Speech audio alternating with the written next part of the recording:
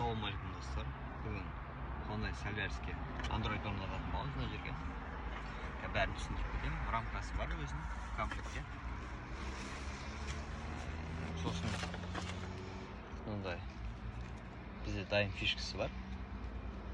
Өте оңай орнату. Мынау бірінші рамкасын шешіп алу керек. Бұл клипсада отырады. Бізге мынандай лопатка керек. Осы лопаткамен қазір шешіп алады. Мына екі шеттен. Осылайдан шешіп аламыз. Мына защелкаларды тұрады. Пластиковый көрдіңіздер ме? Болттарын шешіп аламыз. Екі болты ғана бар екен. Сол болттарын шешкен соң мафон бері қарай шығады. Мафонды шешіп алдық. Мына жерінде екі защелкасы бар. Екі защелкасы арқылы шешіледі. Сосын мына коннектор фишкасы яғни. Мына фишка мынаған отырады. Өз бәрі ыңғайлы. Бір қолдан ыңғайсыз болады кішкене. Біреуі бар, екіншісі. И және бұл жерде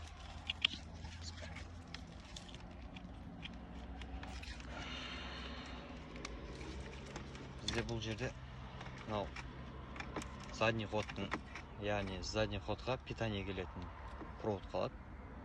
Осыған жалғап кетесіздер. Сол кезде задний камера қосылатын болады. Мынаның өзінің штатный несіне тығасыздар. Мынаның бәрі өз фишкалары бар артында Android'тың.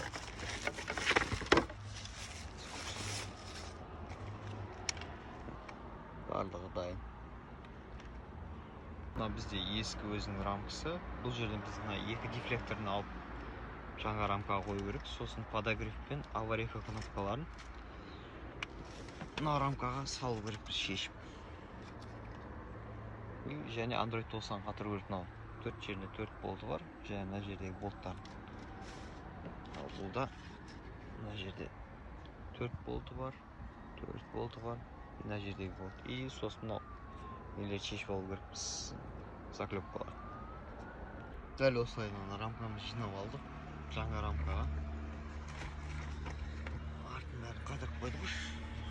Қазір жалғайтындарын бәрін жалғап, изолента орап, гофра кигізіп жинайтын боламыз. Дәл осылайдан қосып қойдық Android мафонды.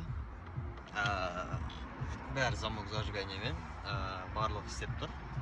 Мультируль істемейді, себебі рульдегі шлейф үзілген ба, сонда ауыстыру керек шлейф. Мафон қалған жердің бәрі істеп тұр. Дневной, ночной режим деген сияқты. Барлығы печаткада ыңғайсыз енді сәл.